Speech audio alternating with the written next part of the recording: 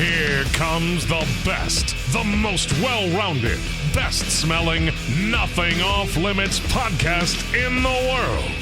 Welcome to Quadcast with Kortney Olson, the woman with the world's deadliest thighs. Let's get ready to mumble!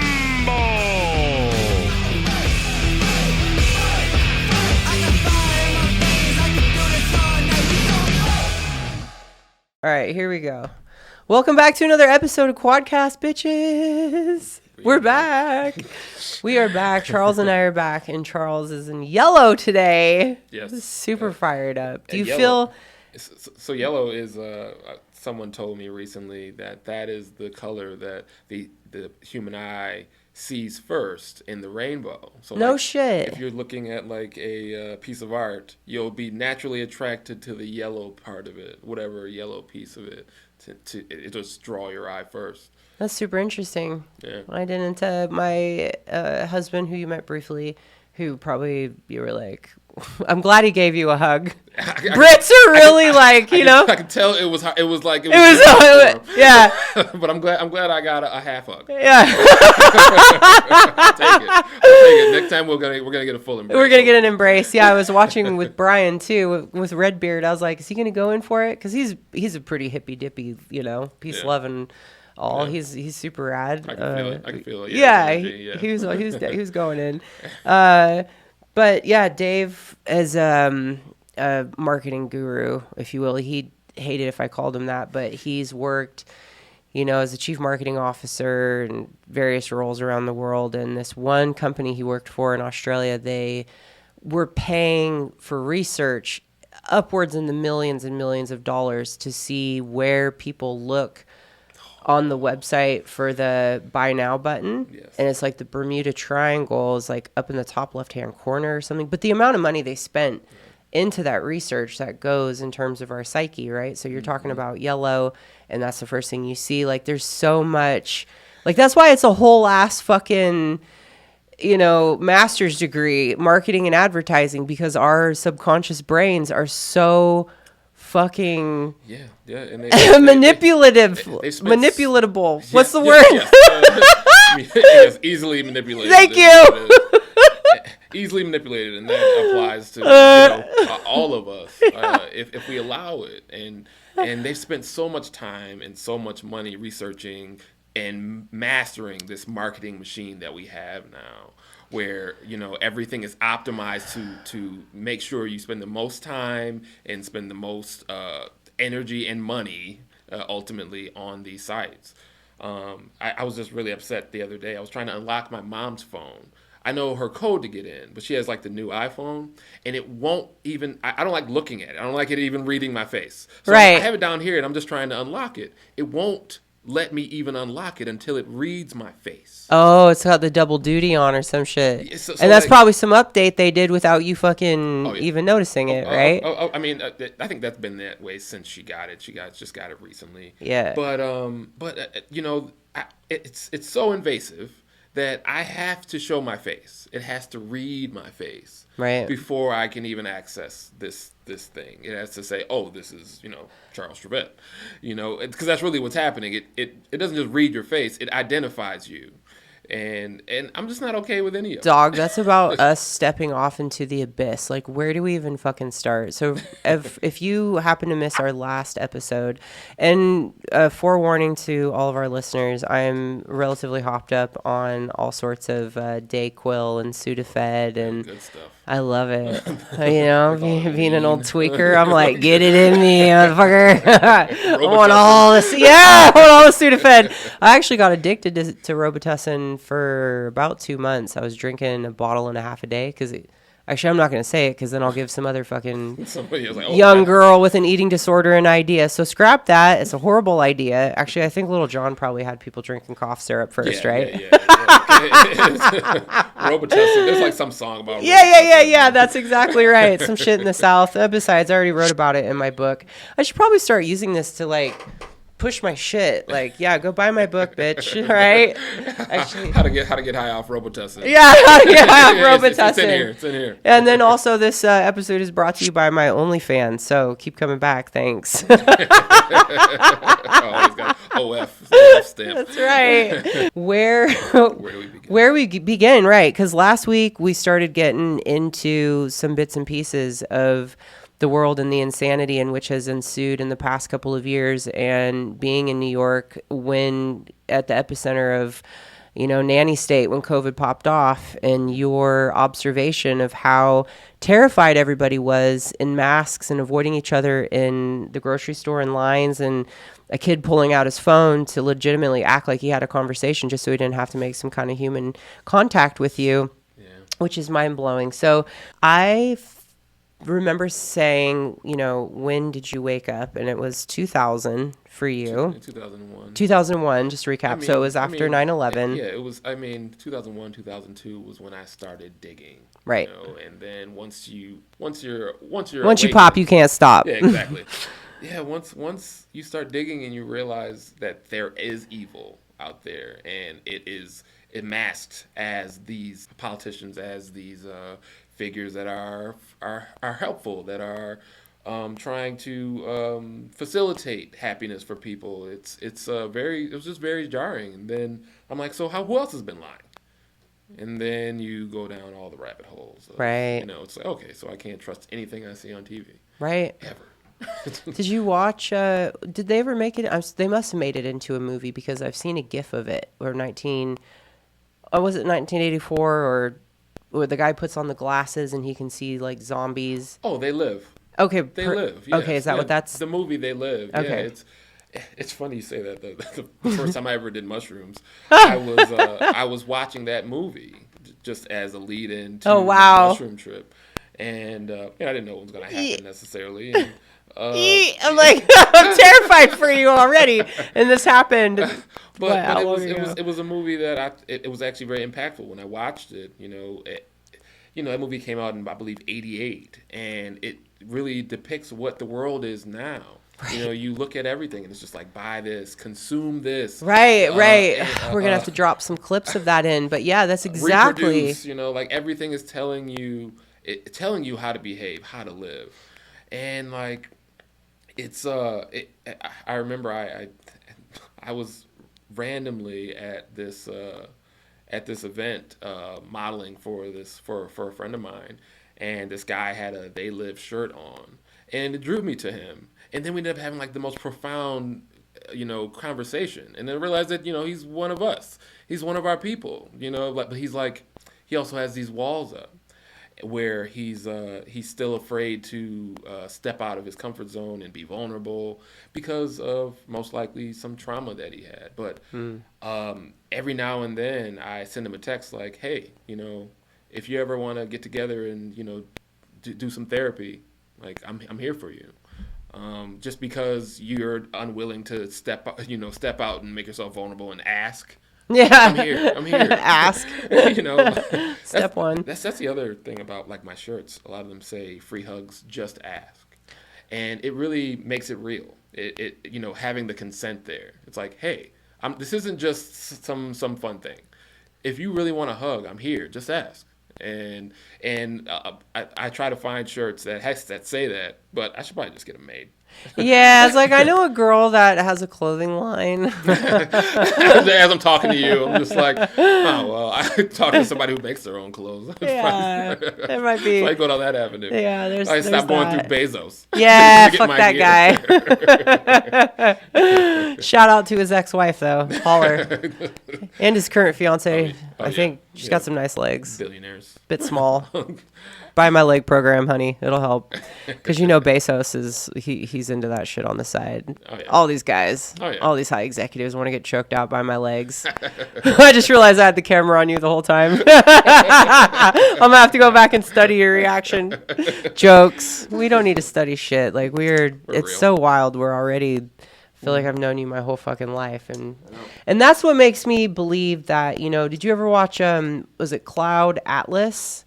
No, but I've heard about that. Okay, yeah, it was a trip. So I believe the same directors of The Matrix made Cloud Atlas. Yeah, so it was about, parallel lives and past lives. And again, my memory is scary. It's so scary. I'm like, is it the vax? Is it the perimenopause, the slap fighting concussion? Like all the meth I smoked for 9 years, combination of all, I don't know. Well, it's funny you mentioned that about memory because Yeah. I've had more and more issues with. Is this a sign of ascension? I mean, I hope so. That's a good positive takeaway. It's not a sign of going straight to fucking hell. I have a terrible memory, short-term memory especially, as I'm doing something, forgetting what I'm doing. But it's almost surreal how much I remember people that have hugged me, like people that I've touched. There's people who have come up to me. It's like, oh, you're the free hugs guy. And I'm like, yeah, but you've never hugged me. And they're like, how do you know? I was like, I just know. And they're like, oh yeah, I just got off work that day and I was kind of smelly. I didn't want to hug you. But how did you know? Haven't you hugged like thousands of people? I'm like, yeah, but I remember that connection. I look everybody in the eye when I touch them. That's deep, Yeah, it's like, but I won't remember what I had for breakfast yesterday. Right. That part. But I'll remember the interactions that I have with humans that are actually impactful. I'm looking up one of our girls, right? So otherwise we put the phone away when we're together. That's kind of our should be standard. Yes, that's kind of our new thing. Her name is Marchie, and she's from Canada, and she came down for our live event last year, and she's coming back again. And she had said, also, can't wait. Oh wait, no, that's not when she brought it up. Where did she say this? Oh my gosh. And now I don't know where it went. Love that. She basically said, oh, I also can't wait to listen to the podcast with Free Hugs Guy LV. I've reached out to him and told him I'm making it a mission to find him when I'm there with my sister for Girl Live. Oh, yeah. I know exactly who you're talking about. Yeah, they're twins, I believe. Yeah, I think so. Yeah. So people, people are drawn to you. I mean, I just feel blessed and I'm grateful, that people, and I always tell people, give me any reason to go down there and give love. Yeah. Because otherwise I'll stay home. Right. But if you tell me, hey, I'm going to be down on Fremont or I'm going to be on the Strip, I'd love to get a hug from you. That gives me the motivation to go down there because honestly, it's, I tell people that I'm introverted and that I'm a nerd and that I'm not a very social person. And then they're just like, no fucking way. What are you doing? You're out giving hugs to strangers by yourself. When you told me that initially, I was like, wow, I guess I could definitely see that. But it's like, I force myself outside of my comfort zone because it needs to be done. Right. Like nobody else is going to do this. That's some Tao shit. Stuart Wilde wrote about that when he finally had his break. He's like one of my favorite authors. He wrote the 33 Steps to the Infinite Self, plus a ton of other shit. British guy, but he kind of he had a really successful denim company in the UK when jeans were first kind of coming out and about in the 70s, I guess. He got so fucking fed up, he threw his keys to his flat down a drain and then immediately went and started studying the Tao and would get up at 4 or 3:30 in the morning and walk in his backyard in the dark and then eventually out into the forest and just purposefully moving a planter box to one end to the other just to do shit to discipline your ego. Yeah. Right? So what you're saying is that it's something that is completely outside of your comfort zone and yet you're going out and doing it to push yourself to greater lengths. Now, did this start happening before you started plant medicine, or did it start happening after, would you say? Definitely after. Okay. Definitely That's after. Awesome. And do you think that's a big push in what opened your eyes to get, because it's so hard to get started, right? Yeah, here's me creating a belief. Well, what it did when I after I did mushrooms was it removed all of my fear. no, not all of my fear, but the majority of my fear of rejection, my fear of being insecure, or anything about me that might turn somebody off, or just generally being uncomfortable. Because what I do now, you told teenage or 20-year-old me that I would ever do something like this, it would be unfathomable. Because how much motivation has it got to take, and discipline and drive to get your ass down to fucking Fremont Street? No one's paying you. You're not like, there's not this big old fucking notoriety shit happening. You don't have 2 million followers on TikTok for some fucking weird reason. Well, we know why. We'll get into that. Because they always want to hold down the people who are spreading love. Yeah, but yes, of course. Generally speaking, unless someone's getting their dick sucked. You know what I mean? Yes. I'm like, how the fuck did you get through the algorithm? Who you fucking? Purposeful. That was purposeful. I grew up with very bad social anxiety as well. And so, like, sometimes most of the time before I go out there, I have to, like, psych myself up. Like, I'll be just, like, staring at the wall, you can do this. All right. Like, you do this. Don't talk yourself out of this. You're going to thank yourself afterwards. And I always do. But like, getting the gall to do it, it takes a lot out of me every time, because, like, I absorb so much energy. Fuck, humans are so complicated. I remember when I first met you, I had a hard time reading your energy. Like, I knew it was good, obviously, but I was like, is he super zen?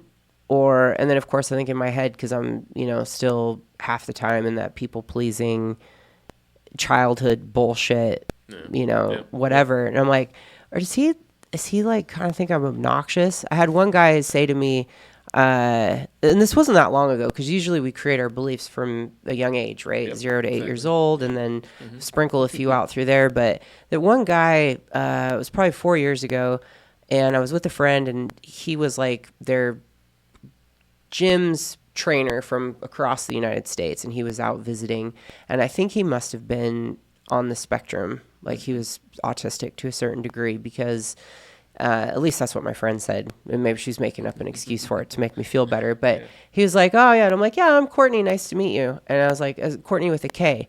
And he's like, Kortney, that's annoying. And it was just deadpan. Like, deadpan. Because you're sitting here talking about, your fear of rejection and all this kind of stuff, right? And for whatever reason, I'm like, I let it bother me, I thought, for a couple hours, where I was like, what the fuck was that? Because generally speaking, I get along with everybody, except for our landlord here at this building. Wow, I'll tell you about that later. Anyway, shout out.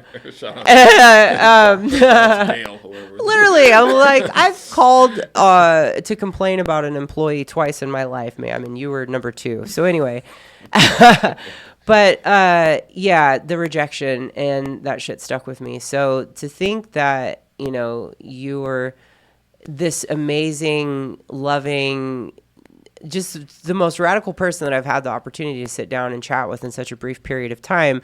And yet there was a moment where after I met you where I was like, I wonder if you thought I was annoying, or do you know what I'm saying? Like, we're so fucked up as human beings because we have so many walls up from situations. I know exactly what you mean. But, but like, I felt you immediately as well, like the goodness in you.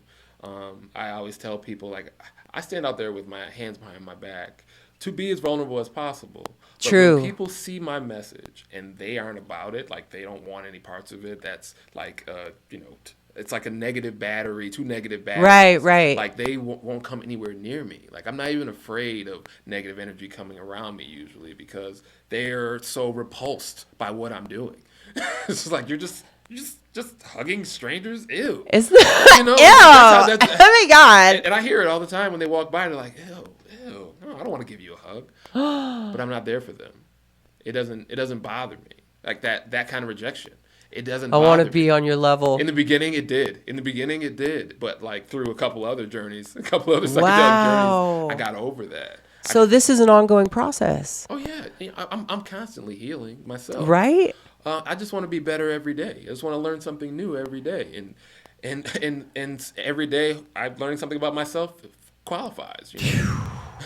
Let's talk about where and why plant medicine was made illegal. Oh boy. I watched the Netflix documentary, I believe it is, How to Change Your Mind. And these are things I didn't know about psychedelics, about acid or mushrooms, that they weren't illegal until 1970, leading up to the Vietnam War. And everybody's like, "Fuck that! I don't want to go fight for this bullshit." Like, done what they did with the cannabis industry, but I mean, the difference with cannabis, of course, is like I actually have a close childhood friend that developed drug-induced schizophrenia, and I mean that happened from meth. I mean, ultimately, and I don't know what else she was doing, but meth for what I know. I mean, I tried to get her to go to rehab, but she was so. And this is where I think people, we get a bad rap as conspiracy theorists or recovering conspiracy theorists, even though that word was actually made up by the fucking CIA, I believe. To discredit people. Exactly. But, that the people with quote unquote mental illnesses that become schizophrenic or severely bipolar believe in those types of things, right? And then they get so encroached in the fear around it, and you're like, okay, well, what's the parallel there, right? But yeah, she smoked a lot of weed, given where we grew up in Garberville, and before the age of 15, I believe they say, or 16, you have a much higher probable chance of developing drug-induced schizophrenia because it's, in your fat cells in your brain and so forth. And whereas, me going straight to meth at 17, no worries. You know what I mean? Shit, have you seen my neck muscles? It's fucking sick. I love it. Clenching my teeth for 10 years fucking straight. I'm missing a few of them in the back, but yeah. That's what happens is it can happen that you become too opened. Like it.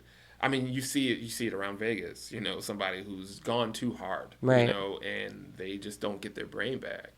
And do you think that's more from acid or?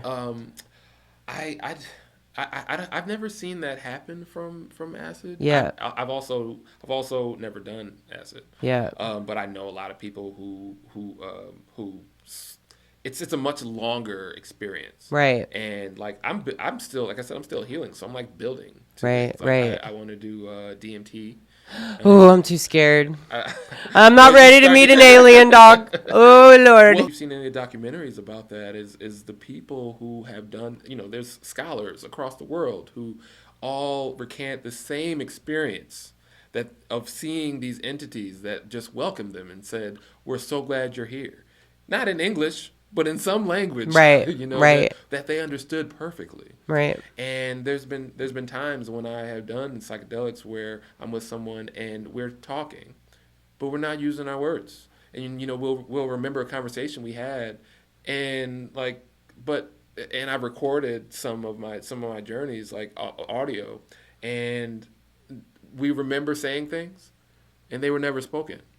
It was just like we were just transmitting it through our bodies. I don't doubt that, wild. Right? Like I get so confused, and this is what I was going to ask you. What, again, like where do you start? How does, the Bible fit in? Like how you even start that fucking conversation, right? And, extraterrestrials and all these different, just there's so much when you look at like the overall arching piece of it. But you were talking about having conversations without using words, right? So vibrational. Yeah, and we've supposedly have fallen down a dimension, and in 12-step recovery we talk about we're in the 4th dimension, and you talk to people that do theta healing and they're up in the 7th dimension, and Einstein talking about different dimensions and parallel universes, and people that time travel and fucking outer space and wormholes and fucking teleporting, and you know what I'm saying? Yes, all that, but you can't. I try not to absorb myself in things that are beyond my capabilities. You're not getting too philosophical, basically. Well, yes, I do get very philosophical, but it's an incremental thing, to get more and more in touch. to get more and more in touch with my abilities. Yes, I do believe that we are capable of psychic abilities. Yeah, one of my old sponsors, well, she wasn't a sponsor for long, but a friend that I met in recovery, she still goes, I believe, to the Monroe Institute is where, like, they fucking bend spoons by looking at them and shit. But there's like some CIA documents. I'll send it to you. It's actually on my phone right now. It's, I don't know how many hundreds of pages, but it was about some high up general that was, tasked to, had to do with, I don't know if it was 𝗙𝗢𝗄𝗏, but essentially, telepathic learning, and they were studying, psychedelics, of course. I'm sure that was in there, but the four main things were like transcendental meditation. I'll pull it up while you're talking. I wonder if that whole spoon bending thing was like that reference in the Matrix was a call to that, because it actually happened. That's the thing. Like, I have learned so much about what I am capable of, what my body is capable of. I just try to show others, like, hey, you can be just as powerful. Don't let them take your power away. Don't let them tell you you're weak. Like that's been the whole goal of our education system and our government, is to say that we need them to facilitate life for us, that we can't do shit on our own. I'm like, you are so powerful. You just don't know what you're capable of. I've heard people say that before too, in like different workshops. I remember I was in Australia, so this would have been 8 years ago. No. Yeah, 8 years ago. And this guy was doing a talk on not planks, but a Planck. Is that like the smallest? Oh, it's smaller than an electron. Yeah, I know what you're talking about. Yeah. I don't know what it's called. Some far out there shit. And, breaking down like the universal laws and what we're capable of and what stops us. And we have more power in our pinky fingertip than in the entire universe. And you're just like, whatever, like, what is it, right? And we boom right back out into the Matrix. Yeah. You know what I mean? Yep. And, there's that book, Think and Grow Rich by Napoleon Hill. Have you ever heard of that book? No. Okay, so he was commissioned. It's a great book. Give it a read. And I don't read. I've read like 10 books, and aside from writing that long ass piece of shit, but he was tasked to go out in the 1930s during the Industrial Revolution and interview all of the wealthiest people in America. And at the time, of course, unfortunately, mostly men. I think there was like 2 women in there. I could be totally wrong. Might have been 1, but they all had the same secret in terms of how they got their success, and it was having a burning white hot desire. So no matter what, there's no plan B. There's no fucking plan B. Warren Buffett wouldn't agree with that today, but there was no plan B. You had 110% conviction, a white hot burning desire, and then like the power of the ether. So they all like referred to the ether and using, the subconscious collective or superconscious rather to manifest this shit. And it's pretty interesting because it was back in the 30s and all these successful people are saying the same shit. Yeah. And now I think they're like the Monroe Institute, where they have like a full-on, personal development. Yeah, it was very shit likely people who knew the truth. And, right. And I talk to people here a lot about how they block the truth from us so that we don't become powerful like they are. Right. Like people who run this world live a completely different life than we do. Right. They don't put the same things in their bodies. They don't think the same way we do, and they want it to stay that way. But there are gateways to getting there, to unlocking that pineal gland that's been calcified all your right. Oh my gosh, this shit is wild. And like, do people understand who burnt down Nikola Tesla's lab? Right? Like, was it J.P. Morgan? Oh, I don't know. I mean, it was one of those. Yeah, I'm pretty sure it was J.P. Morgan. Yeah, I'm pretty sure it was J.P. Morgan. has something to do with a light bulb guy Yeah. whose name escapes me right It's now. funny. I was just talking about planned obsolescence yesterday, about light bulbs. Yeah. About how, the first light bulb Thomas lasted forever. Edison, there you go. The Yeah. first light bulb lasted forever. And then, but they had to monetize it. So Right. they made one that blew. And that's how, and now we have iPhones that people spend Right. $300 Shit, for I got a every year on this one. That's it. Motherfucking thing ran out of, I was mid face sitting some guy for a clip. And I was like, out of storage. Why not What right the now? fuck? Oh my gosh. I've been working on getting this shit together for like 3 or 4 months. Here we go. So anyway, but yeah, it's wild to me how dumbed down we've been. Yeah, and I don't know if you ever heard of Truth Stream Media.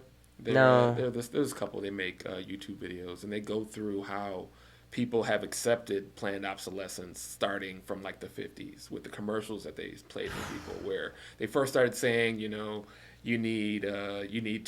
should have 2 washer and dryers, and then companies got caught going out and actually destroying like furnaces so that people would buy more of them and stuff like that. It's just the predatory nature of the businesses have caused people to accept that things are just going to break. And that's what's so wild, right? Like longevity used to be a selling point, that this is a lifetime warranty. What has a lifetime warranty these days? Even the guy that did my husband and my LASIK said, hey, you got a lifetime touch-up, and then he died on the fucking tennis court. Healthy young black man, too. He was like in his 40s. And we were like, damn, this shit really doesn't exist no anymore. Was God it recently? This was like 10 years ago. Oh, wow. Yeah, God rest his soul. I need. So like actually I'm ineligible for LASIK. I'm legally blind. I wear contacts. My prescription's like -14. Wild. But my friends have gotten LASIK and whatnot. And yeah, I like to hope that you can go back and right. It's not like it's not like a boob job. Right. You just passed out. You just lose an eye. Right. Well, what are you gonna do when fucking shit hits the fan? Like when you run out of contacts, how do you gotta stock up on those? I've thought about that. Like I feel for you. I gotta have like endless. I gotta have like 100 pair because. I pride myself in being fit, in being like the protector and whatnot. Like being as natural as possible. Like I would tell like my friends like, oh, I'm built this way naturally because I was supposed to be the protector and whatnot. But if I can't see, yeah, I'm worthless. Even hundreds of years, or thousands of years ago, when we were all Neanderthals or whatever. Right. Like what use am I if I can't see? Exactly. And I believe that hasn't always been a thing. Like nearsightedness and whatnot. I don't think we've always had bad eyesight. I think that the medical interventions have caused people to have poor eyesight.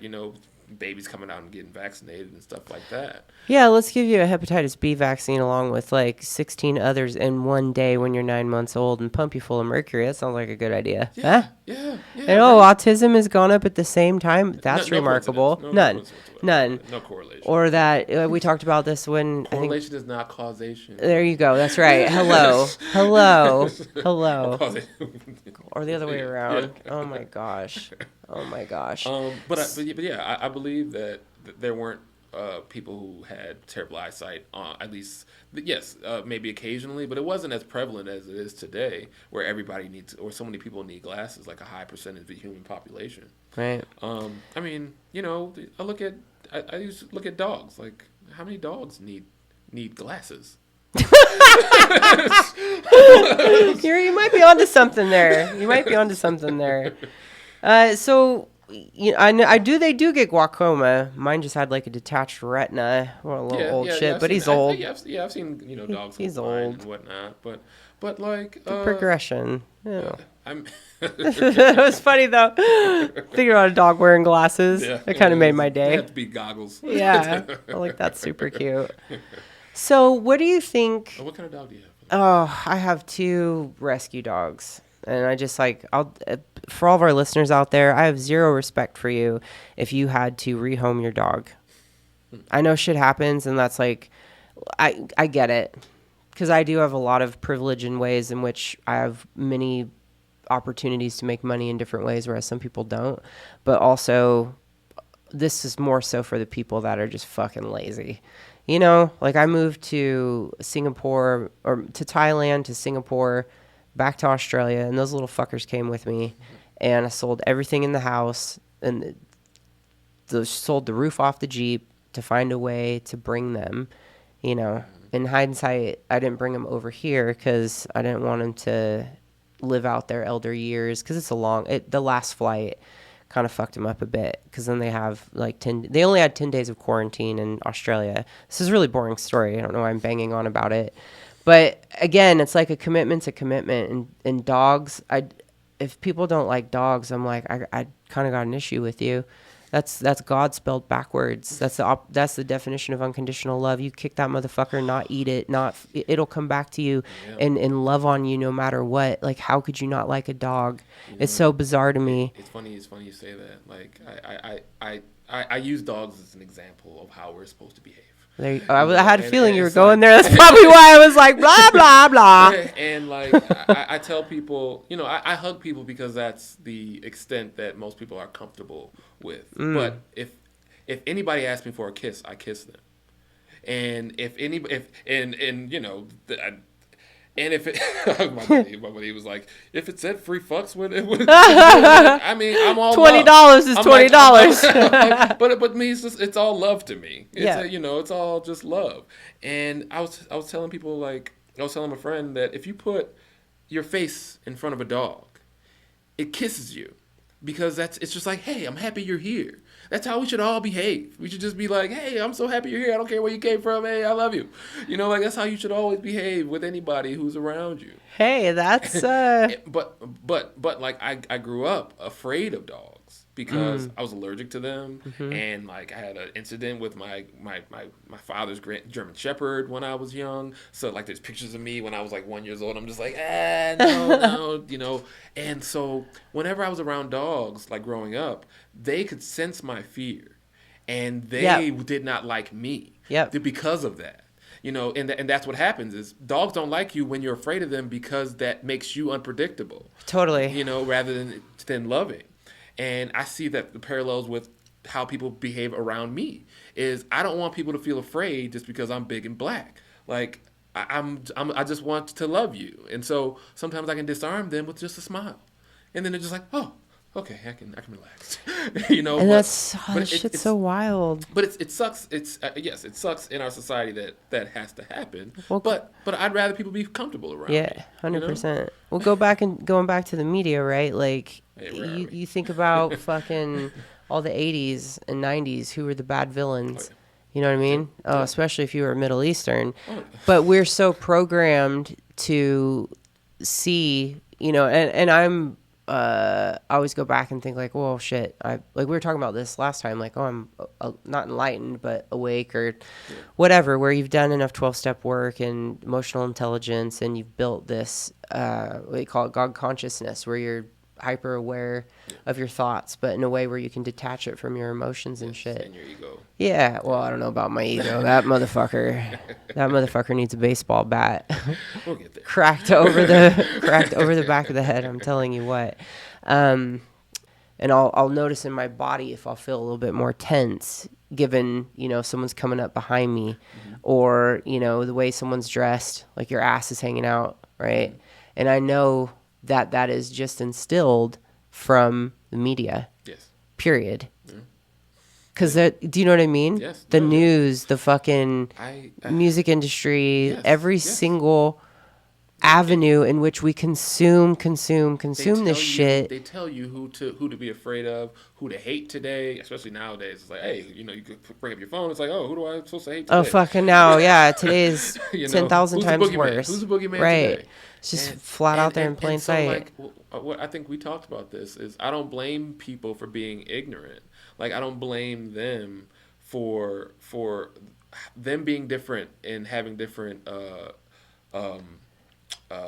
philosophies in life based on their experiences because they came from a different place in the world than me. Right. Like, Well, even as a white person, though, I was that dumb shit that was like, well, I don't see color, and my best friend's black, and fucking, I'm not racist. And then I did that woman's course before she sold it, and it went off the charts. It was called Me and White Supremacy. It was like a 28-day workbook. And I started going through that, and then this was like 2018, I think. And there was words in there like tone policing, like, oh, you're not, like we were talking about, you have to code switch. Yeah. You know what I mean? Yeah. And that is just how, or for me to be like, well, who am I to say pull your pants up? Like, that's your style of dress, right? Like, so that inner fucking critic, and you start breaking all that shit down. And what you were saying about the media, like, they're just wearing whatever the rapper said to do. Yeah, Whatever the artist yep. That's what they're going to wear. And fuck, there's that aspect too. Yeah, damn. And I said, I said that when I was a teenager, that we, like, especially, like, I used to wear baggy shit. I used to wear 4X t-shirts because that's what I had to do to not be ridiculed by people in my community. And, like, it wasn't, and I was in a phenomenal shape when I was, like 18, 17 years old. I was playing football, I was 220, all muscle. And I was covering it up with all this fabric because that's what I was supposed to do. Because if I wore tight clothes, I was gay. That's like that, that's if you wore, like, I don't know, Abercrombie and Fitch and stuff like that as a black dude, you were gay in like the neighborhoods that, like, where my dad lived. But, like, now I'm like, I should have been wearing the tightest shit. Right. Like, fuck. I should have been walking around with my shirt off and with tight jeans on. Yeah, me too. Just kidding. And that brings me to the point now, like, where do you think, right? We were talking in our last episode about the concept of balance and how we've swung so far out of balance, and how I saw someone make a comment about that video game character that she, this is what happens when you consult with woke feminists and you get this, troll looking character and blah, blah, blah, and whatever. How do you think, because this is where I get twisted up too sometimes, where I'm like, how much of my old beliefs are stacking into what could potentially be, right? Where I'm like, on the one hand, I want to be in society where everyone's free to be themselves, to be, expressive and not be judged, and be fucking Prince and wear, 5-inch heels and tight ass pants and pull more pussy than you and I together for the rest of our lives in one night. You know what I mean? Yeah. Well, that's debatable. That's debatable. All right. That's debatable. But, like, where we come back to today and be like, okay, a trans woman just wore nothing. She went topless to the White House. Any fucking woman knows, I don't care if you are the, a number one fan or lead singer of fucking Pussy Riot, and you are doing the most extreme shit. I'm talking extreme shit, pouring your own vaginal blood on tombstones of former generals or whatever. You know what I mean? Doesn't matter how radical the fuck you are, you aren't going to go to the White House that would never be allowed. Topless. Yeah. That thought would never cross your mind in a real life sense. So what do you suppose, is there an agenda here? How does it all tie together? What do you think is, what the fuck is going on, as this girl on TikTok says? What's going on? Well, yeah, like you said about I was talking to a guy at the bar I work at recently about how it's almost totalitarian how our acceptance has been weaponized against us. Like, we all want to be tolerant of everyone, like you said. Like, yeah, we want everybody to dress like Prince and be open and wild, but it's being used as a tool to, like, a lot of people now, they will say you're intolerant if you're not tolerant of everything and everyone. And us, we're all loving. We love everyone. But if we if we're not comfortable with calling somebody something that they want to be called, or we accidentally say sir or ma'am, suddenly we're an enemy. It's just like, hey, I just have loving intentions. I'm just going based on what I see. Like, who cares what your name is or what you want to be called? Yeah, I had a girl tell me once, impact trumps intent. And I was just like... Yes. No. No, intention is everything. Right? Intention is everything. And what they're doing, unfortunately, right now, is they're normalizing what they have done to our endocrine systems, what they have done to our hormones as a populace. They know they fucked us up, a lot of us, including a lot of my family, including myself. And you're talking about the vaccine. With and then prior to food, that, basically everything. Yes, the GMOs, all that stuff has affected our hormones and how we develop sexually. Scented candles, fucking dryer sheets. Yes, all of it. Right. All of it is intended to poison us so that we don't awaken and understand our true powers and our true abilities.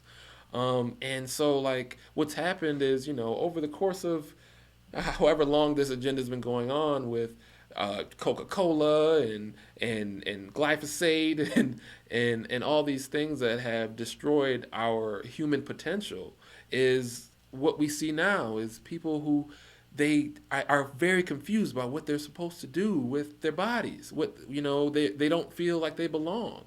And that's what causes this depression, and I understand. I understand where they're coming from, and all I wanted.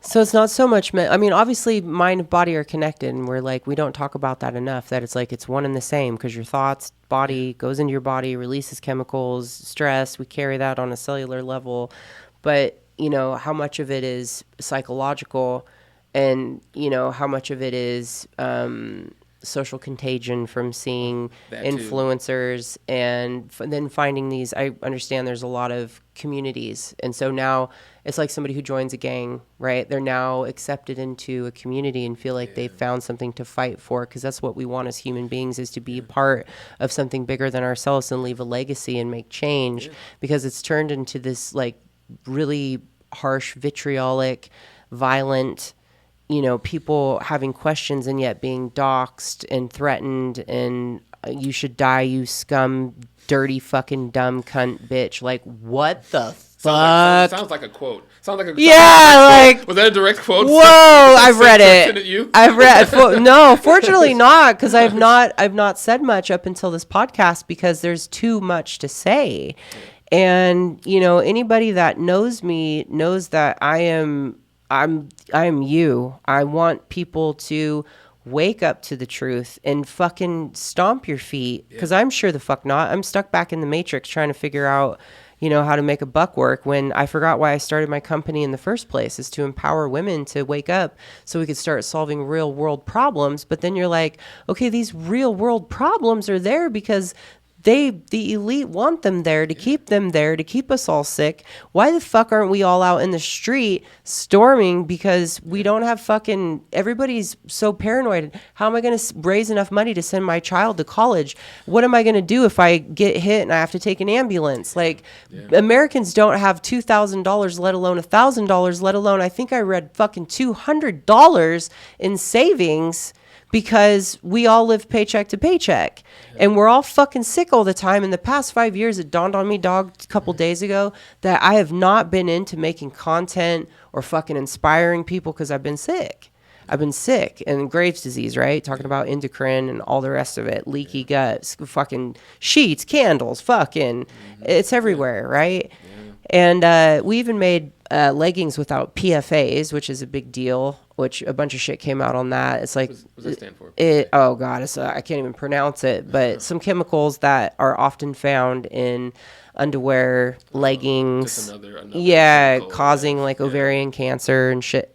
Just one of the, what the fuck, when we get the fucking, you probably don't watch TV, so I like to watch adult cartoons, because it's like, I know I need to be reading a book instead, for fucking real. That's where I'm like, Like, how did you get yourself disciplined enough to go out on Fremont Street, not get paid, be fucking that? Like, that's like some David Goggins shit right there. But, you know, I just... But what you're going to say you're watching something about that as an example of what we were just talking about. I know, right? I hope this is an ascension sign. Fucking seriously. My perimenopause is rubbed off on you. No, but like, you know, hearing what you were saying and how passionate about people being motivated to do something. Yeah. But like, it's hard. I understand it's hard because everybody has all these responsibilities, especially once you have children.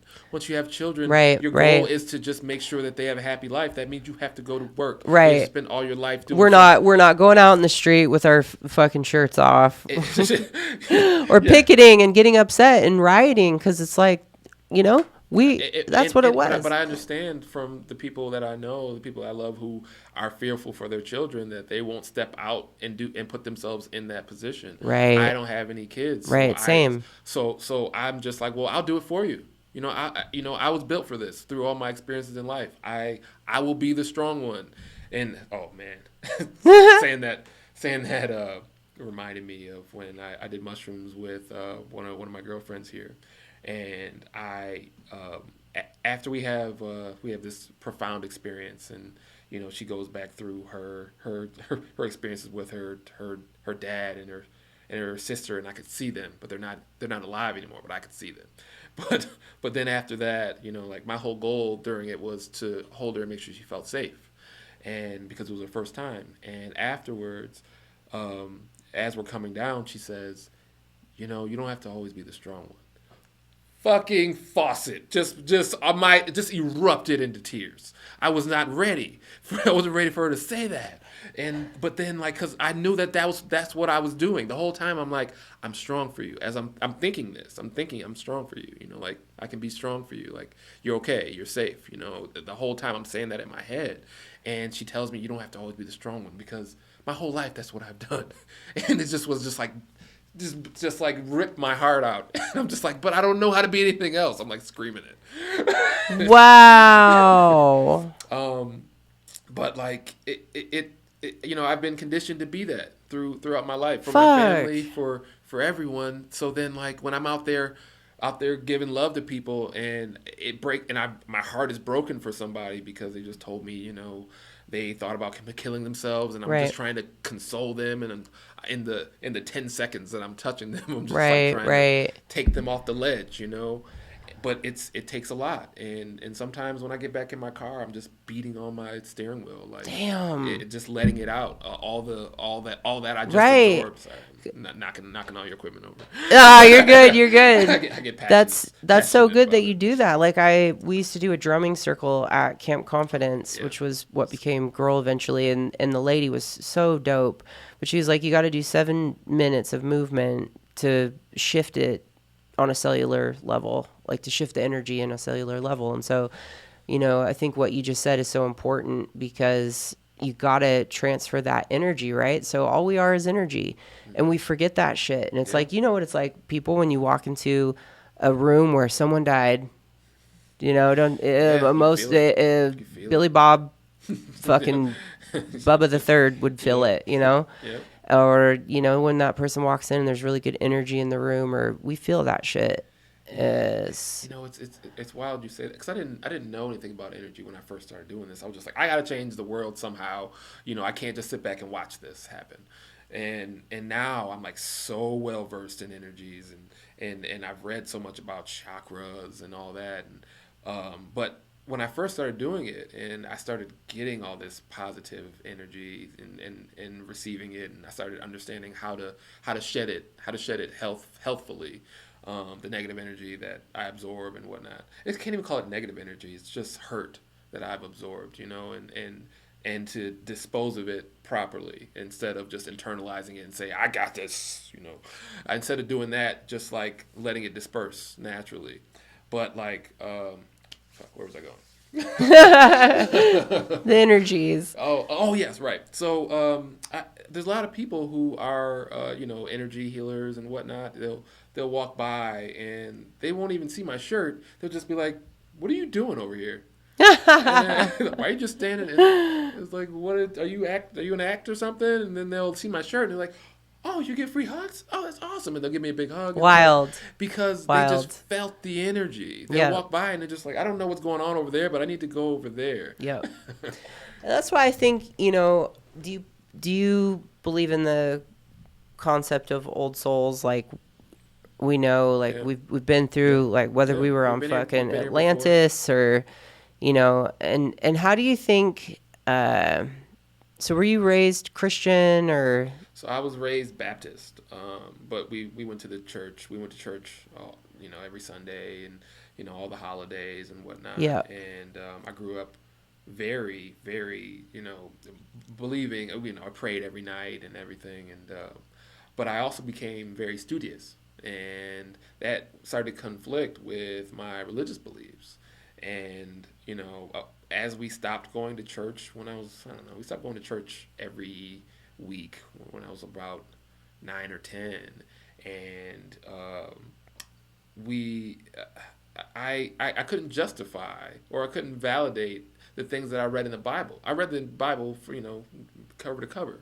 And like you were in prison. Well, yeah, but like, I was like, oh, well, none of these stories make any sense. I got science here that shows me all the truths and whatnot. You're talking about like dinosaurs and shit. Yeah, you can't explain dinosaurs, so I'm gonna throw all this away. Right. And it's come full circle now, where like I was atheist for a very long time. All right, I remember you saying that. And now I know full well with certainty that there is God, that there is something above us, that our consciousness is way beyond what we know. These are just vessels that are holding a soul, and I found that out through mushrooms, and being open to that. When I first did mushrooms, I just said, all right, show me what I need to see. And I feel like that's what happens when you you have the intention and you speak it, right? Because we have to speak it, yeah. Yes. Like, what do you? When I've done trips with people and I'm like, okay, what do you want out of this? And some of them just say like, I want to quit smoking. Yeah. And then their body will their mind will show them all the reasons why it's toxic for them and why they don't need it. And it's I used to drink heavily, and I didn't drink. I still drink from time to time now, but like I didn't drink for a full 2 years after I did mushrooms, and it was just because my body was like, you don't need that shit. What do you need that for? Like, you can be yourself. You can be yourself. You don't have to be afraid. That's because alcohol was the crutch, the social lubricant that helped me to be myself around people when I had social anxiety. I still do to a degree, but it was a Kickstarter. Like go be yourself, have a shot. Right. Right. And I know you mentioned like having an alcoholic parent. I did as well. Was it your mother or father? Mm-hmm, my mother. Mother, same. Yeah. It's hard not to fall into those same habits that you see with your parents. It's just they say, my mom used to say, don't do as I say, not as I do. Right. And I'm just like, that's the worst thing to tell a child. Right. But I've learned what my body wants, like what this vessel wants through natural means. And now I don't take pharmaceutical drugs at all anymore, when I was very dependent on them when I was young. I think I might have said last time how sick I was as a kid. Mm-hmm. But like now I make fresh juices at the beginning of the week. I make 3 gallons, and I use that as fuel. I use it as fuel, not as, my relationship with food is completely different now. I know I just went on No, that's dope, because that's like, I have a friend that did, it's called the snake diet. She's struggled on and off with, that as a coping outlet. And she was like gang raped when she was in her early teens, and I think that's obviously a byproduct of it. And anyway, she it was literally like 40 days of drinking like salts, and I think there might have been a few meals in there, but it was fucking intense. But she realized, like after a while, how dependent and how much time we spend on food. And I remember we were talking about, you were saying gazing at the sun, and I didn't bring it up, but I remember watching a documentary on sun gazers in India. And this motherfucker was like 83 years old, shredding around in some little jocks, playing soccer, eating a fucking banana once every 3 days. And he was like, yeah, I sit here. Well, I sit here and like, they don't stare straight at it. Like, yeah, I suck at him. I fucking suck at him. But, they gaze below it or wherever it was, and they get recharged up. And I'm like, fuck. Because my favorite quote is, whether you think you can or you think you can't, either way you're right. Henry Ford, right? Yeah. So, I'm like, cool, if you believe, so like the placebo effect, if you believe you gaze at the sun and you're going to get nutrients off it, then fucking guess what? That's what's going to happen, right? And so, like, what happened with COVID is everybody thought they were sick, and they were going to get sick. So what happened? Everybody got sick. Right. That's why I keep saying, Kortney, it's not the vaccine. Shut the fuck up. You're fine. I can't even trying to explain to, like, a medical professional what I do when I feel like I have an itchy throat is, like, I tell myself I just tell myself repeatedly, you're not sick. You're fine. You're fine. Whereas, and might have a shot of juice. Get some oregano oil in you. Yeah, some turmeric and whatnot, and ginger juice and whatnot. But that was completely the contrary to what I did when I was young. Where as soon as I feel an itchy throat, I'm like, oh God, I'm gonna be bedridden for 2 weeks. I'm gonna be so sick. Oh God, here we go again. I got strep throat. Oh shit, I got the flu. And yes, I would snowball into misery of, drooling and snot coming all out of, and tears coming out of my face because I willed that. Like the power of your brain. It's like you said, but the placebo effect. I just say I'm okay. I'm all right. You got this. You're strong. You're all right. That's like some black grandma ancient magic. I read a friend that was like, you're not saying, you're not. I'm sick. You're saying I'm getting better. She's like, I'm healing. You're not sick. It's like, oh shit. But like, it's worked for years now.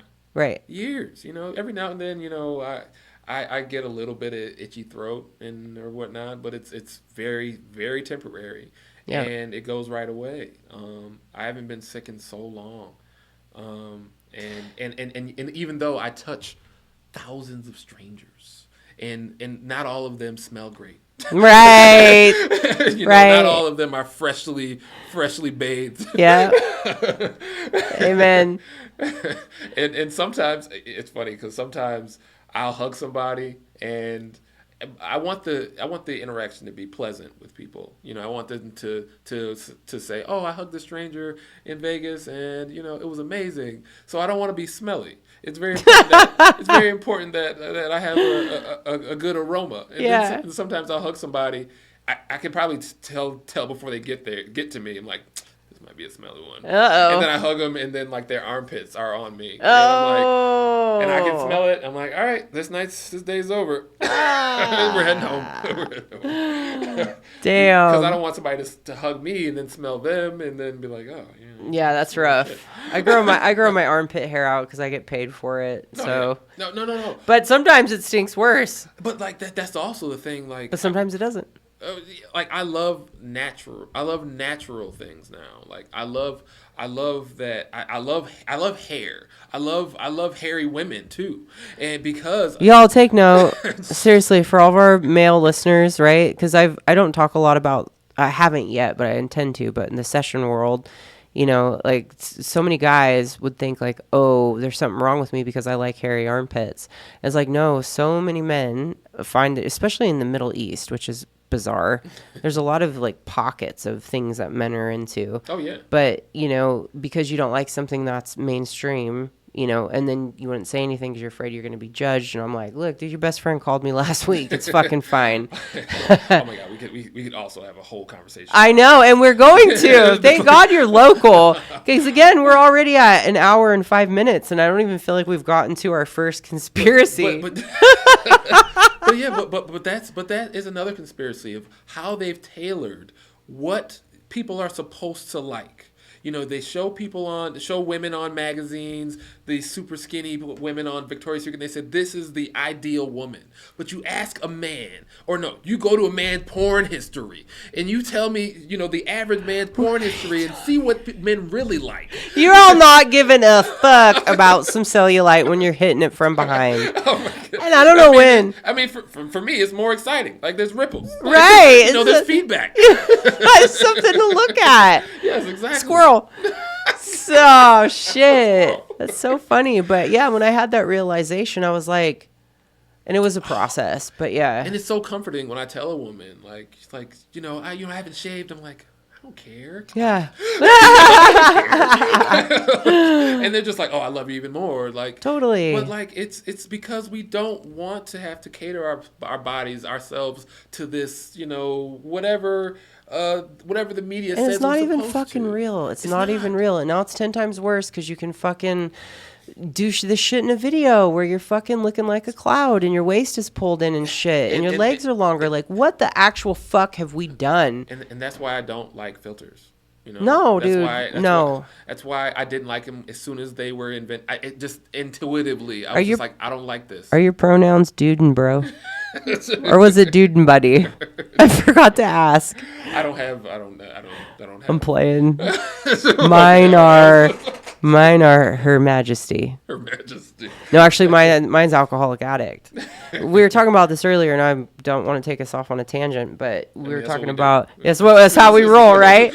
Well, it was like beliefs control everything, and so often I've been like, well, if I believe I'm not an alcoholic? Because that never worked. So I'm like, that's funny. That's funny you say that. Maybe if I do a mushroom trip, it'll fix it.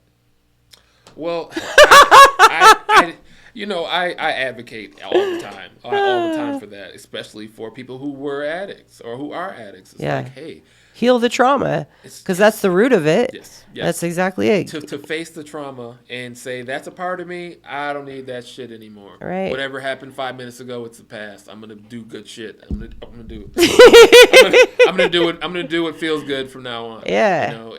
And I get that's why people do it, because they don't know any better. Like, this is what feels good to be numb.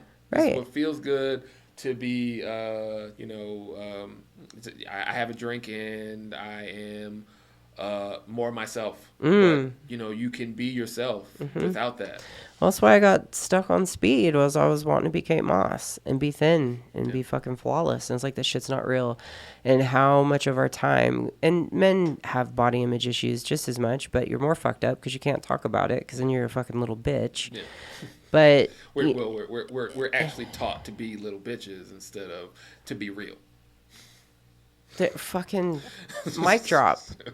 So how we cross back into that, because that's a whole nother podcast too. Like how you discuss the divine feminine and the good qualities of masculinity, because you're talking about protecting accepting the feminine parts of me has made me more manly, has made me more of a man to say, like, to be able to cry, to back when I was telling you how when I was younger, when I would watch The Notebook or something like that, I would just damn, that's sad, like, as if I couldn't show weakness.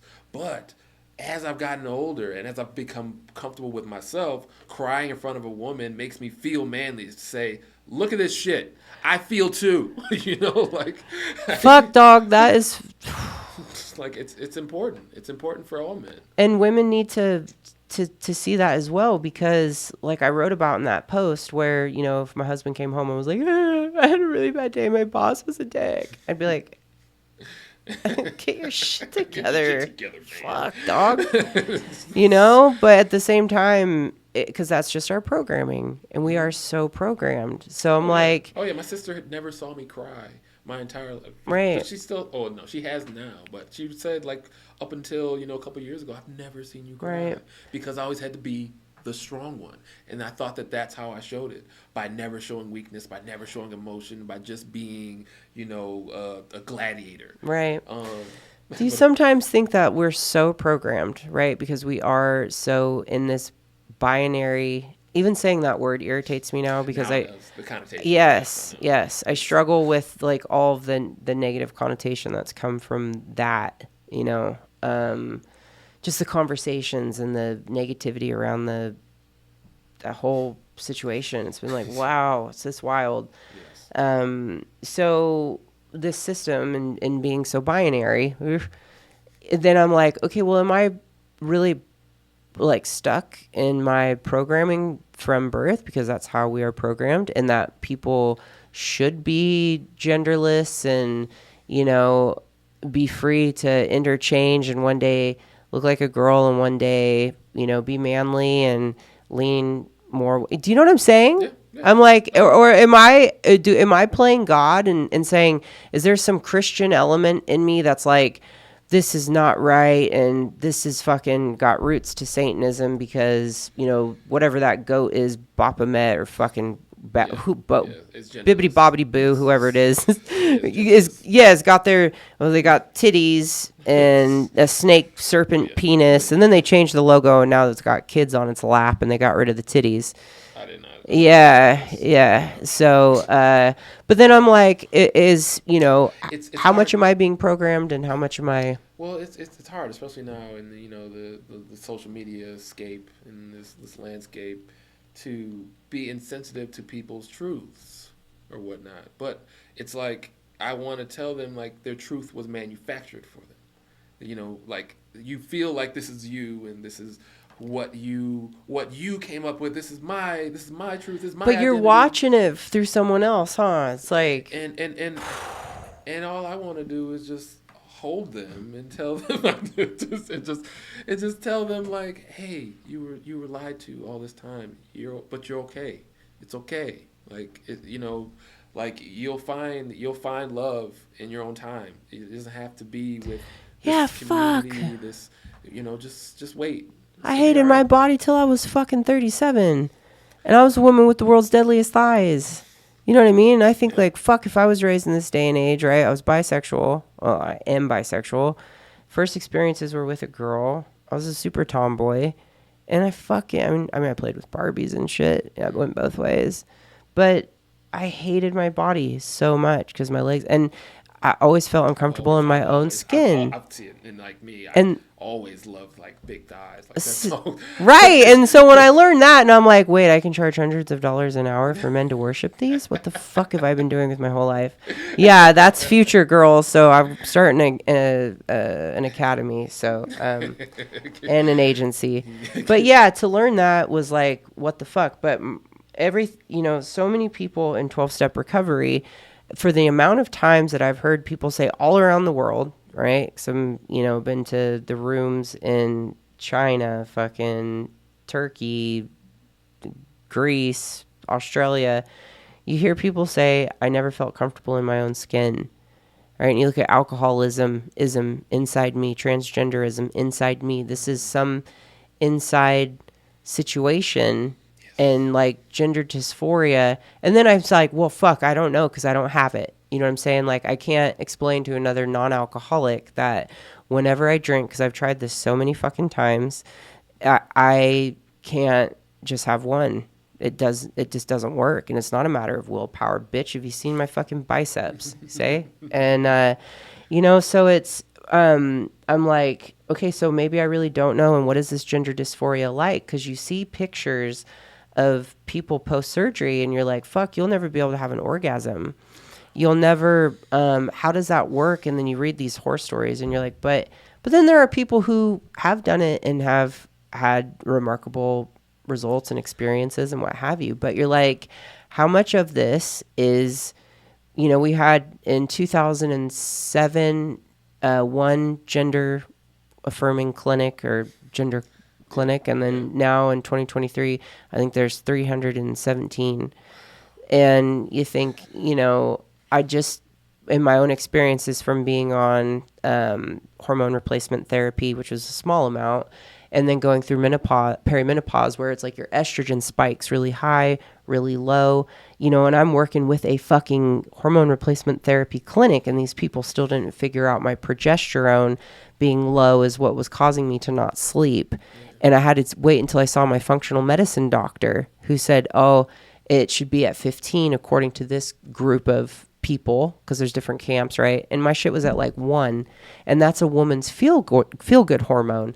So here I am, I see people say, well, what are you, a professional or a fucking clinician? It's like, I don't say shit. I read it, I'm just reading other people's comments, and then this person back to it like, don't make it your business if you're not a professional. And I'm like, well, fuck, my experiences with professionals and even the top endocrinologists in the world, right? Because I have Graves' disease, like your endocrine system and the thyroid and the fucking shit I've experienced since having Graves' disease. I've never had social anxiety or depression. I'm an alcoholic and an addict. So yes, of course, there was associated depression with being stuck in drug use and shit, right? Yeah. Being anxious, like for that 8-ball to come, you're about to shit your pants. Like, come on, what the fuck? Yeah. But until this hormonal shift started happening in my body, I didn't experience these like radical changes. Like, I never want to just slash someone's face, like that only happened till a few years ago, where I'm like, well, I'm gonna fucking slash this person in the face. I only slashed one person's face. Yeah, I've only done it once. I had to flee the state of Oregon, but I made it out. The Hells Angels weren't happy with me. No, I'm just kidding. Hey, what you were saying about what's about your endocrine system and what's happened. You look back, 50 years ago, and or 2007. You look at what people were like. They're trying to tell you that now that people are just more aware.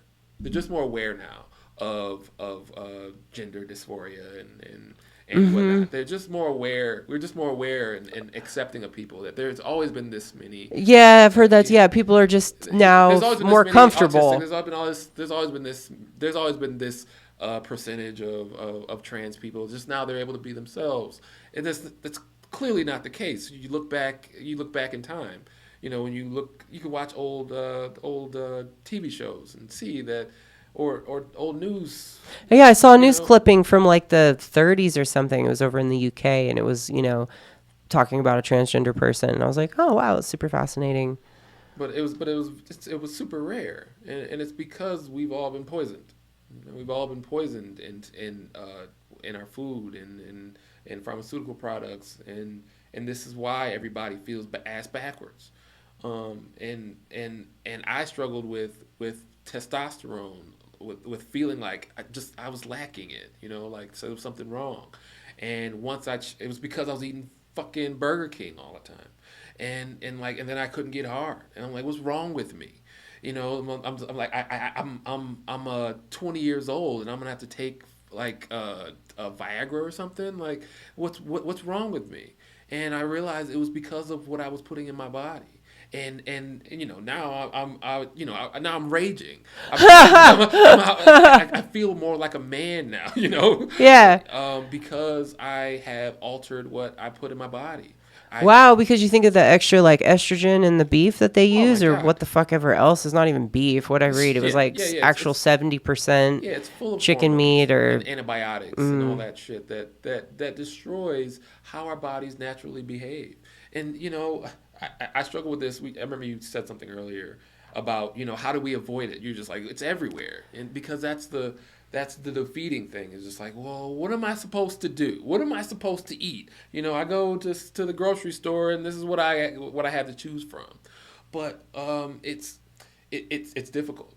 It takes a lot of time that people don't have to be healthy. Like to start to weed out all that shit. And I'm not saying I'm holier than thou. I ate a hot dog on Fremont Street the other day. The devil's butthole. Yeah, it felt like it coming out too. Yeah. but you know, it's intended to feel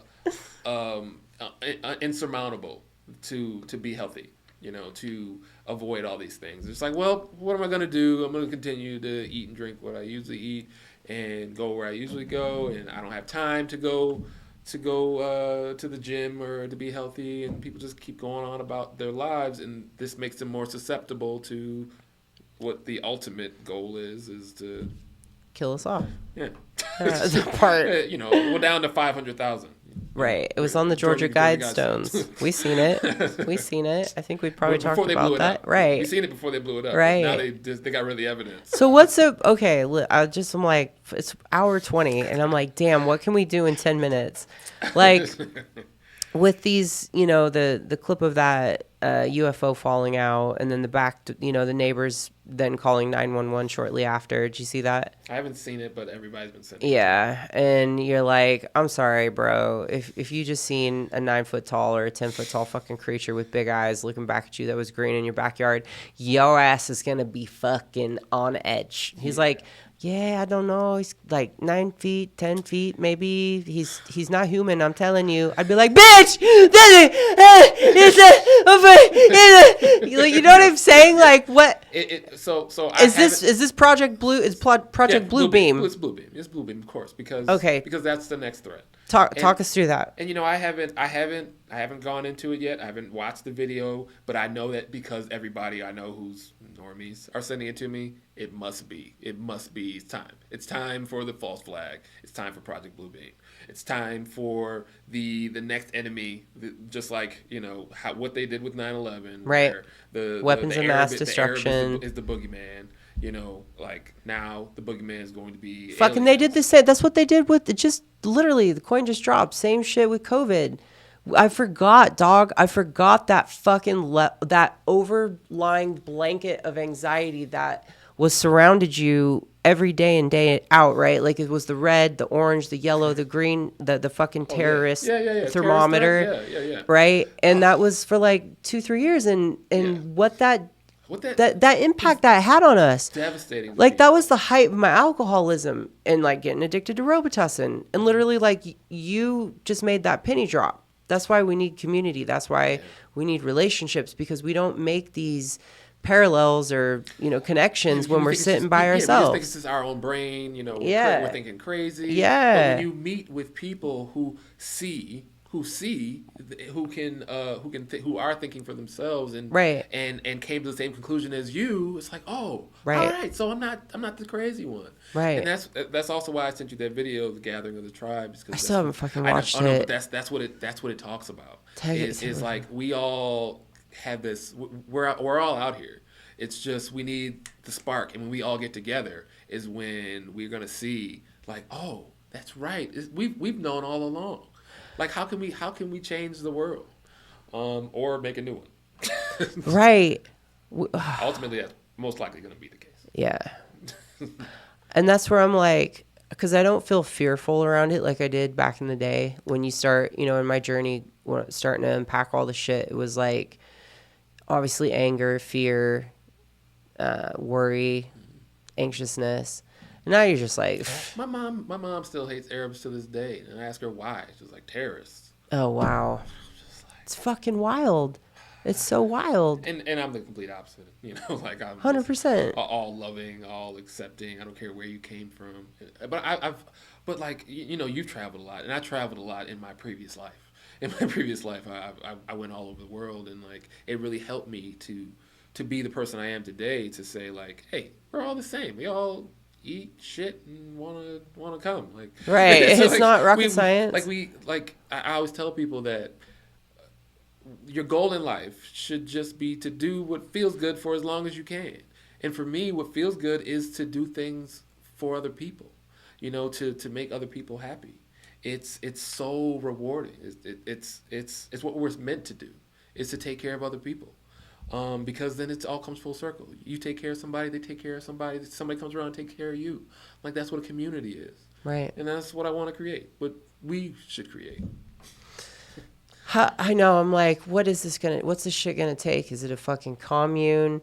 Because I get like, It also sucks that that word has like this, it has a negative connotation, right? Because I mean, it's just from community. That's all. Yeah. But it's people who wanted to get out of the system. That's why they have been so negatively portrayed in the media. Is like, oh, this cult, Right. Cult, which stands for culture.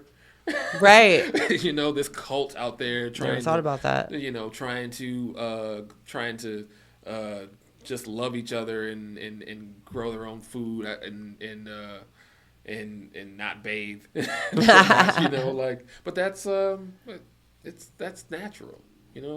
That's how we're supposed to be. I just saw a woman on Instagram was talking about it. Like, I don't know what her prior story was, but there was something about her and 30 friends, and then they all take turns cooking, but she was like in totally normal, looked like she had office clothes on even, or you know what I'm saying, wasn't like some Burning Man hippie fucking using a 5-gallon bucket for a toilet. That's how they've always portrayed it. Right. That's probably why I'm able to articulate some kind of vision about it. But yeah, where it's like, what do new communities look like going forward? Because I know that so many of us are like it's like we're at the dark night of the soul of the planet, where people are like fucking fed up with their life. They don't know what their purpose is, or they feel like shit's not making sense. And then there are people I think who feel that but aren't necessarily privy to what's actually going on.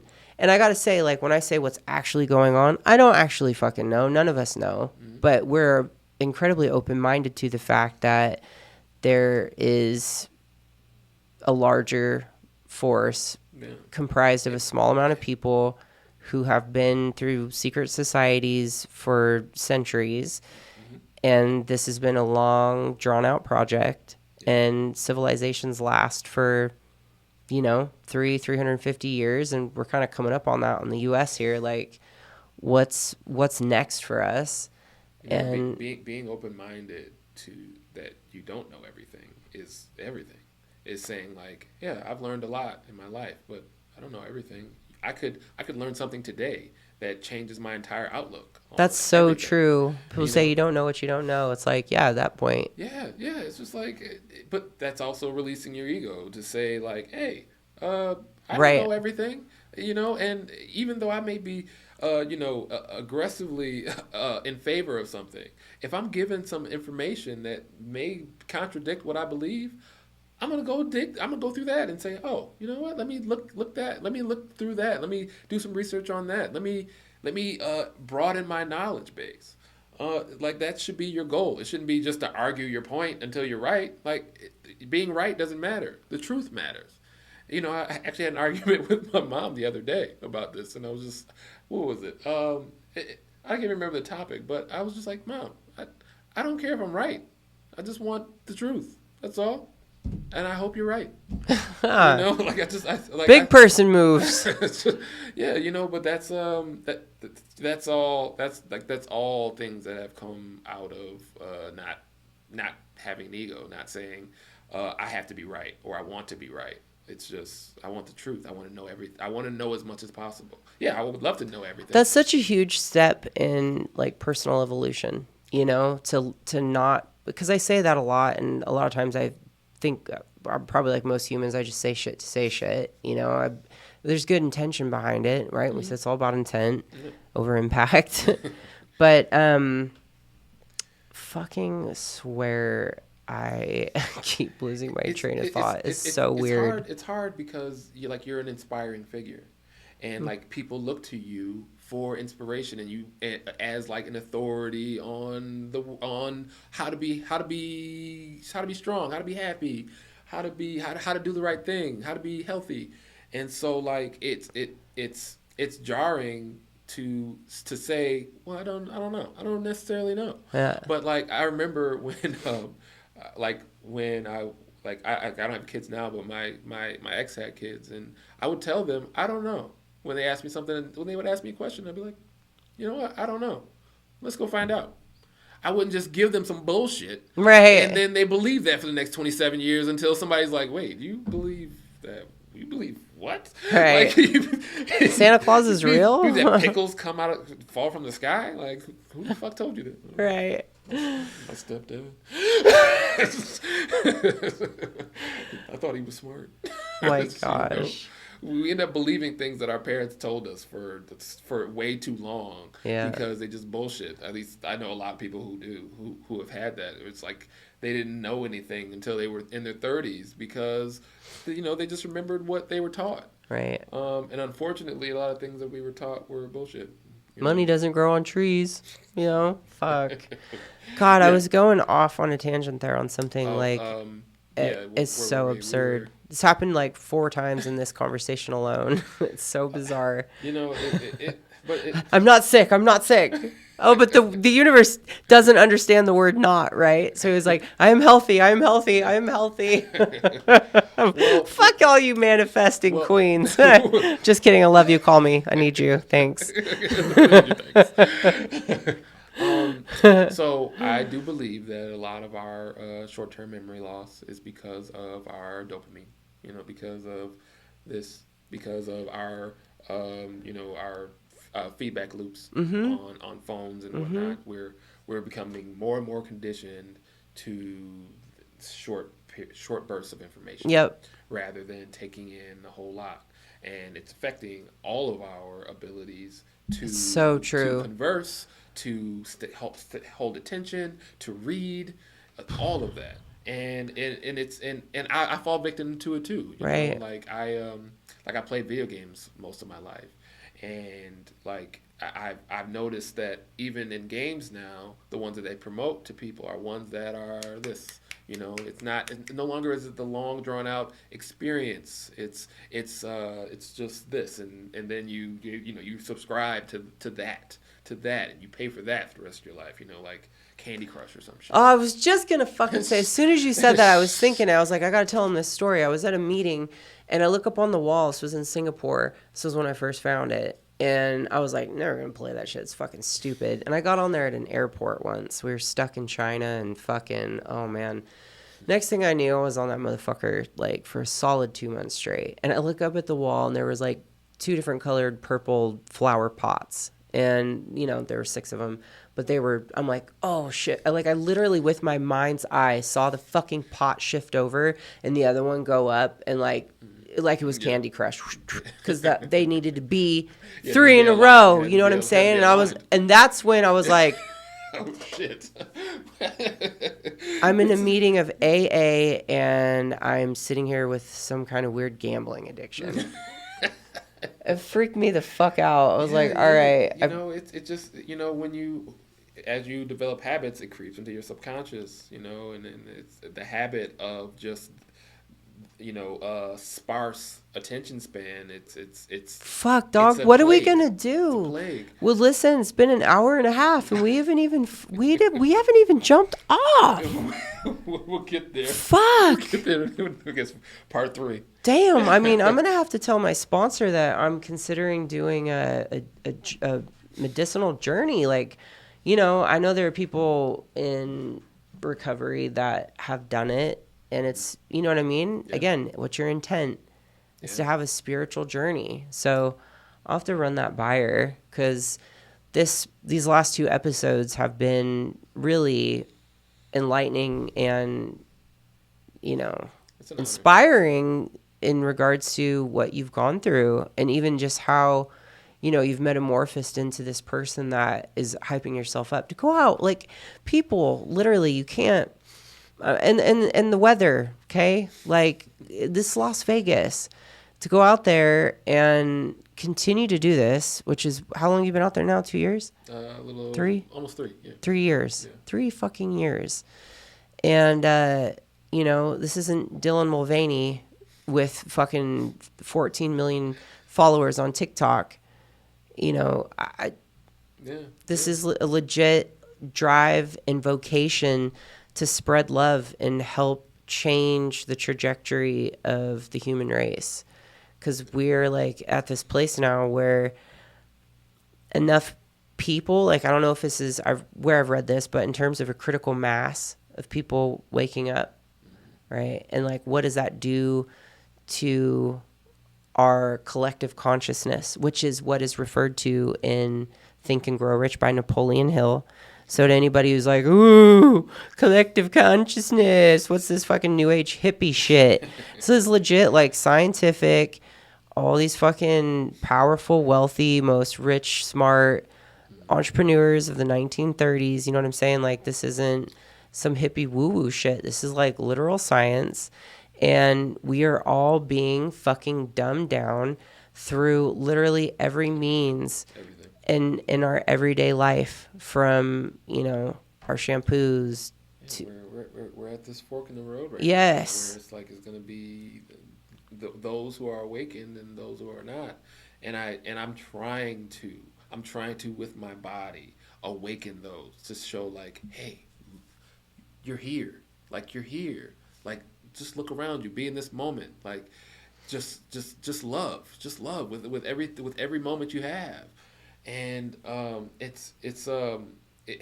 sometimes it's, I can't say it feels futile, like, but, you know, when I see stuff happening in the news and everybody just falls back into the trap, you know, even people that I've touched, and they're like, oh, you know, did you see this? It's like, oh, should I be afraid of that? I'm like, no, don't be afraid of anything that you see on the news. Like, it's all bullshit anyway. Like, yes, it will impact our lives, but it's a lie, most likely, whatever they're talking about. And I'm just trying to teach people to be present, you know, just be here. Like, life is great. Like, it's awesome to be on this planet and experience these vessels, in whatever state you're in. Like, one of my favorite moments is when I make eye contact with somebody. Did I say it? I don't know if I said it last time, about somebody who, yes, you know, somebody who feels they are like unfortunate looking, or like that they right. You mentioned that. Yeah, you know, like, yeah. Making that difference in their life, just for a moment. I feel you on that, dog, because it's energy. Like, people are like, well, oh, that doesn't seem like your type, or, you know, what kind of person are you attracted to? What body type? And I'm like, it's an energy. It's that feeling. You know what I'm saying? Yeah. So I totally relate when, you know, it's not like you could see a person and be like, you feel the energy attraction. It's such a trip. Yeah. And I've had lots of, like, women. I've had men and women who just, like, they just linger around me. They're just like, I don't know what I've caught feelings. Right. You know, like, they don't know how to explain it. Right. Like, I wonder how many trans people, because legit, like, you know, it's like being alcoholic. And I compare this quite a bit, where I'm like, listen, just as much as you don't want to be a woman or a man and you're born that sex, I don't want to be an alcoholic. I want to go out and drink with my friends and let loose every now and then. And, you know, at all the barbecues, holidays, parties, it permeates our culture. You know yourself. Yeah. And what I feel like for a lot of them is they don't. And that's what I'm wondering. I'm like, I wonder if, you know, you were able to have a plant medicine journey to see yourself as you truly are and start working through trauma, you know, because as... I recommend it for everyone. I wish I would have done shrooms when I was a kid, honestly. I mean, I'm grateful for who I am now, but, like, I'm just thinking, like, wow, how enlightened, how accepting would I have been growing up. I wouldn't have cared what anybody thought of me, like, in high school. Are you kidding me? My 17-year-old nephew, if he wouldn't have done that shit, he would have definitely turned out to be like me. He would have gone down the path of hard drugs for sure. Yeah. I mean, I found cocaine, like, I think when he was 16 or something. And I'm like, and I had to talk. I'm like, listen here, motherfucker. You're going to turn out just like me because it runs in our family. And, you know, he today just is, like I said, last time we talked, the most remarkable human being. Just like you, so intelligent and, like, positive, and it's just so fucking smart, mind-blowing. So how... You know, yeah, when people say, when I tell people honestly, when they ask me, how did you become this way? And I'm just like, I mean, I've always been partly this, but shrooms, Right. shrooms, or I say psychedelics. Like it's, and they're like, what, really? Oh, like, that stuff that makes you think that snakes are crawling on the walls.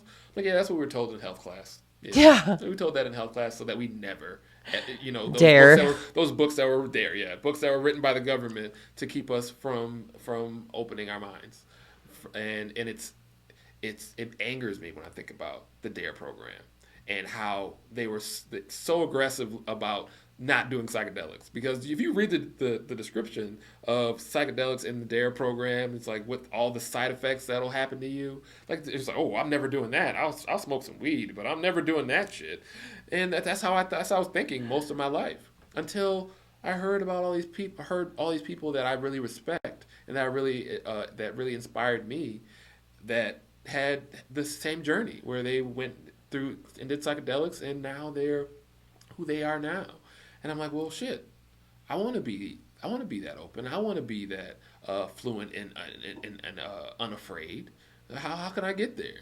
And so I remember it took me a whole year. I had the shrooms for a whole year before I actually did them. And Wow. I'm like, I'm not ready yet. Right. but it was a build up, and I'm glad and grateful for that entire experience of, all right, I waited until I was ready. But once I did it, I was just angry. I was just angry that we were told all these things that were terrible, because it was just such a healing process for me. And it's so fascinating. I'm like, what could have life been like? But at the same time, you're like, it's you're exactly where you're meant to be at every part of your journey. I don't have regrets anymore. I don't worry about what happened 20 years ago or 5 seconds ago. Right. Even though when we forgot that kind of, we lost our train of thought. Yeah, fuck yeah, too many times to count. So here's the wind up. Like I'll holler at my sponsor and be like, here's the situation, because I'm ready to kill my ego. I'm like, been talking about doing ayahuasca or something for years, but I don't never posted about it on Instagram because, like I said, you can't have a conversation on Instagram. But also I get a lot of new people in recovery who follow me, and it can be a slippery slope, right? True. Some people, Kortney said I should do this. Yeah, exactly. And it's like, no, there's got to be completely, with a professional, in the right environment, with somebody you trust, in a place that you feel safe, and have intention. Yeah. Not just I had a couple drinks and I'm gonna do a bunch of shrooms. Right. We're not at Reggae on the River chasing around a dude with one shoe on for 4 hours. This is like healing childhood wounds, and that was your experience. Yeah. Shit. So, in conclusion, I feel that obviously we've got another episode up our sleeve at some point in the near future, but also. Yeah, 100%. We need to expand, but also, potentially putting something out in the near future where we call in a group of people to do an event, because I'm not, this is our last Girl Live that we're going to be rolling out in exactly a month. So when this episode airs, it might be 4 weeks beyond that, but getting something happening relatively soon, because I feel like we're running out of time. Yeah. Would you agree? I know so. Yeah. Things are accelerating. Yeah. And those like we talk about having the hearing someone else say something is so validating. Yep. For your, like, somebody say the same things about your thoughts. Right. I've been hearing this same thing about people, from other people, about this urgency. Right. Of what's happening in the world right now, and something catastrophic. It's hard to talk about with my family, because it's just like, what do you mean? How do you know? It's like, I can't explain it. Yeah. But something real bad's about to happen. Yeah. You think like, well, when I met, I call him Black Nostradamus. I don't think I brought this up when we were chatting. This guy paid to come and do a session, and he literally sat on the couch and told me all these prophecies. And it was like validating every conspiracy that I had ever looked into. And I was just like, what the fuck? And it was a trip because he was, you know, a man of Christ, but it was sounded like Jehovah's Witness principles, but it wasn't. This particular Bible he told me to get was, I forget which version. It's like some old ass Hebrew version. And, you know, Mark of the Beast. But he was very matter of fact. Like, it was a trip. He wasn't there to convince me. He wasn't there to try and convert me. He was there to simply tell me what was going to happen and do what I will with the information.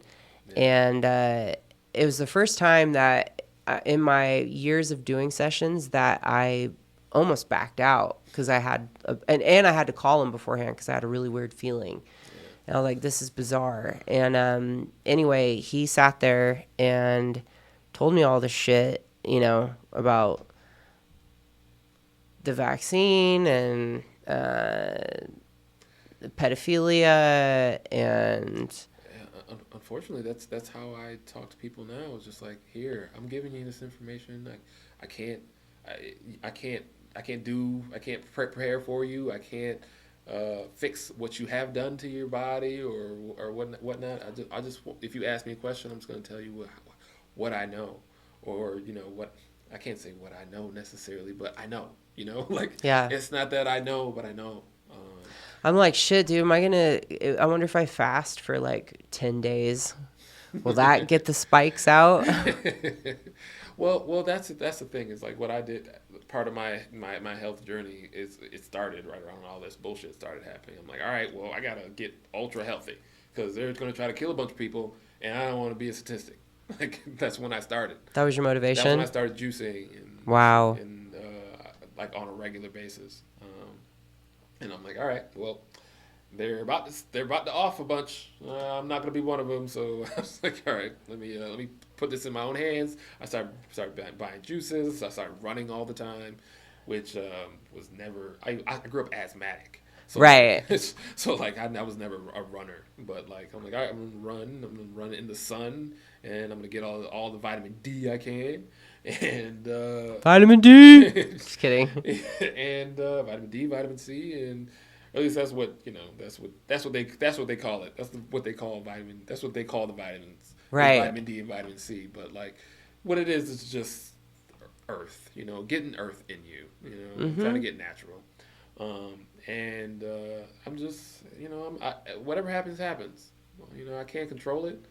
But you know, I'm just gonna try to enjoy myself until whatever goes down, and also be prepared that if shit does go down, like, you know, I got a little army behind me. That part. So calling all people who resonate with this episode, you can find either one of us on Instagram, obviously. And again, we're pointing out that we are not suicidal. It's far from it. Far from it. And holler at us because we are legit figuring out how we assemble groups of us in specific areas that are going to be able to mobilize and have the best of intentions and are willing to grow and expand in their consciousness. Avengers. Yeah.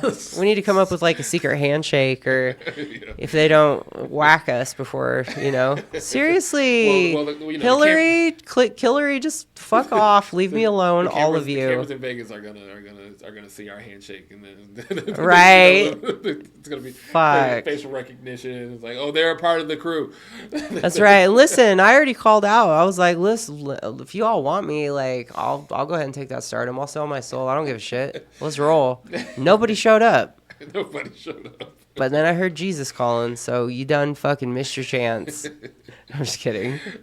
Well, I'm not really kidding. No, not at all. Because seriously, that's what's happening with a lot of celebrities. Yeah. They're just like, hey, I want to be in the club. Hey, how do I get in the club? Yeah. Don't tell me you don't see all these fucking hip hop artists talking about what they did not have to do. Oh, yeah. You ask 𝗙𝗣𝗣𝗲, like they're all of shit's wild. People actually the easiest place to hide something is right in front of your face. We said that last time too. So, if you thinking like, oh, this shit's just way too out there, like we haven't even started to break it down. And it's how do you eat an elephant? Don't ever eat an elephant, you motherfucker. But if you did just starve to death before you do that. But how do you do it? You do it one bite at a time. Like it's a lot of information to take in. Our brains have been programmed straight like the Matrix from the day we were born. And the fact that now it's all in plain sight, like it's in your face. Right. Once they stop, I feel like the curtain's down. You're right. And like if you're not paying attention, if you don't want to see it, you won't see it. Right. But it's right there. It's all there. in front of your room. If it's like, hey, they're doing some evil shit. It's fucking there. Yeah. Well, I guess we can discuss the evil shit in the next episode. Fuck me. Everybody, thank you for joining us. And if this wasn't almost 2 hours in, we'd literally keep going. I have a feeling next week we're going to have some interesting updates for you.